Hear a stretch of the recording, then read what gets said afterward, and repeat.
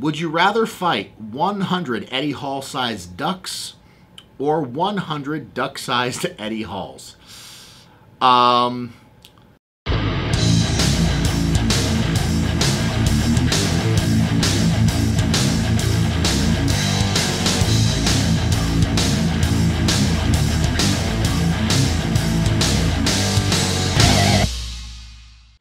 What's going on, Kearney Power peeps? So we are back with another video, doing a Q&A this time. It's been a while since we've chatted. You've seen a lot of my training and what's going on right now in the gym, but figured I'd answer some of your questions, see what's going on, what you guys want to know about what's, you know, kind of the deal with everything right now, considering COVID, where we're at, where we're going, whatnot. So, figure we'll jump right into things. Figure this one's a good, appropriate first question, you know, seeing as the log press event just happened about a month and a half ago. So, Liam Hornsby asked, being a world-class log lifter besides yourself, who do you think is capable of 230 kilos in future competitions? So, for you Americans out there, 230 kilos is about 504, 506 pounds. And the world record is 502, so 228. You know, I think I'm definitely close to the world record. I think, you know, based on the 216 that I did for the American record, I think I was good for probably 223, 224 that day. You know, obviously Luke Stoltman is right there. He just barely missed hitting the world record prior to my American record. Other than that, the names that come to mind for me are Iron Bibby, obviously. You know, he is showing some crazy impressive shoulder power. You know, and just it'd be great to see him do these lifts in a competition. And then I think Matthias Kiliskowski also.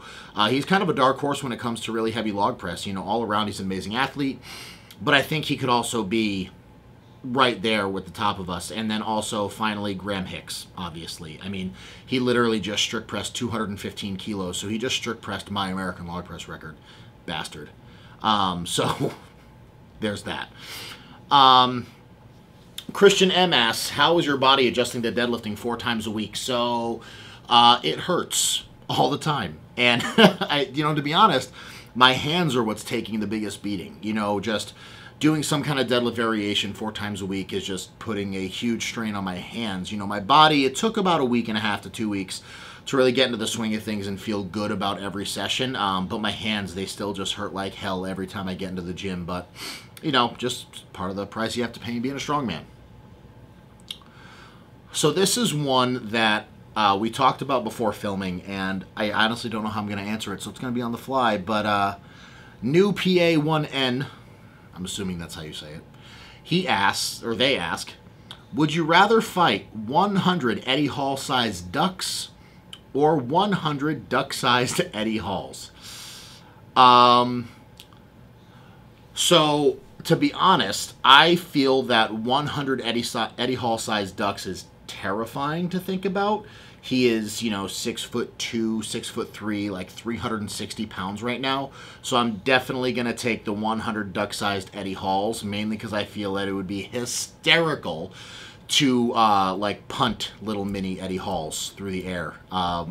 Just seeing him fly through after kicking him one after. I think that'd be hysterical to watch. Eddie, I love you. I apologize. You know, don't hate me. I still want to win your money at the end of August.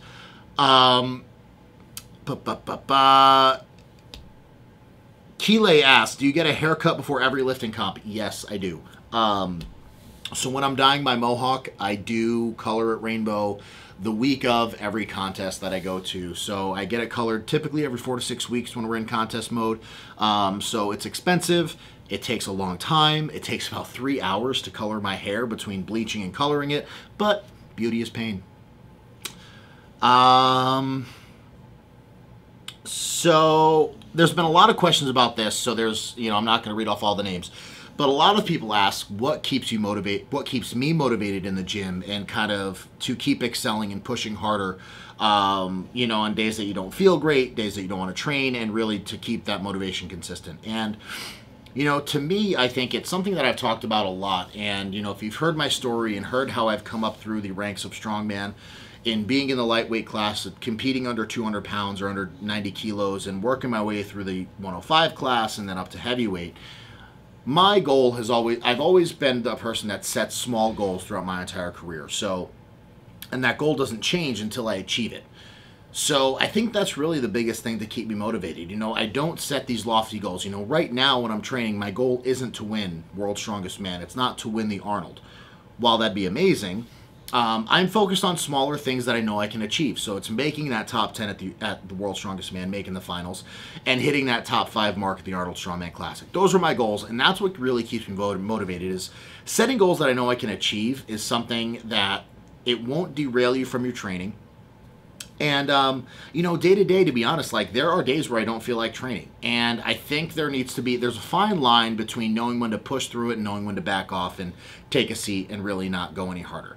I think if you're at a point in your training where mentally you're just fatigued but your body feels okay, those are the days where you know you can push through. You need to get the fog out, get the cobwebs out, shake it up, and really just get into the gym, put on some angry music if you want to, and get after the weights. If there's a day where, like, your head's not in it and your body also feels like crap, this just happened to me about a week ago where all that deadlift volume really kind of hit me hard. And I needed to I ended my training session early. I came home, and it was just a break that I really needed. And I think those are super important days, because if you push through those days, more often than not, you're going to end up with an injury.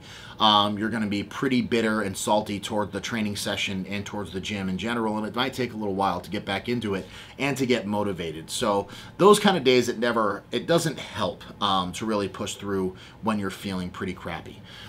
I think, you know, we'll go on one more question that I think is pretty cool. And somebody asked that they wanted to hear more about my come up in the sport of strongman. And I've said it before, and I think it's something that a lot of people need to realize is, you know, I started out like every amateur watching this channel. I started out in the backyard competitions, in the parking lot competitions, and like I said, I started at under 200 pounds, or U90 kilos, and I really wasn't good. I took last in 8 competitions in a row, but while it was frustrating, I used those last place finishes as learning blocks to try to become a better athlete. So I got frustrated, got annoyed, but also realized that I was having a lot of fun doing this sport, and I found a passion for it. So my first goal was to not take last place, and that's what happened on the 14th competition. So once I achieved that goal, I was like, okay, let's not zero an event. And then it happened, you know, a few contests after that. So then I focused on getting to the podium, and it was small goals, you know, over and over and over again that progressed me in the sport. You know, so I competed U90 or under 200 pounds from 2009 to 2011. In 2011, I decided to jump up to the 231 or the 105 kilo class because I was cutting about 20 pounds for each contest, so almost 9 kilos, 10 kilos for every contest to get down to 200. So made the jump to 231 or 105 kilos and competed there for a while, actually, from 2011 to 2016. I won the Amateur National Championship in 2013 to become a 105 pro and competed as a 105 pro until 2016. And then in 2016, I did my last 105 contest, again for the same reason when I left the 200 kilo class, and that was because the cutting weight was just getting too tough. Again, I was cutting almost 20 pounds every contest and really just wanted to focus on getting stronger, and that is what led me in my progression to getting to World's Strongest Man and lifting these heavier weights and doing things that I never thought that I would do in this sport, and it's been really awesome. I think we have one more question. Love it. So Dawn of the Shredlift. I love that name. Nice. Do you have any updates on the log press program? Yes. I'm currently working on it. I'm hoping to have it out soon. Be on the lookout. It'll be on the online store on kearneypower.com or worldstrongestgay.com, robkearneystrongman.com. All of those websites bring you to the same place.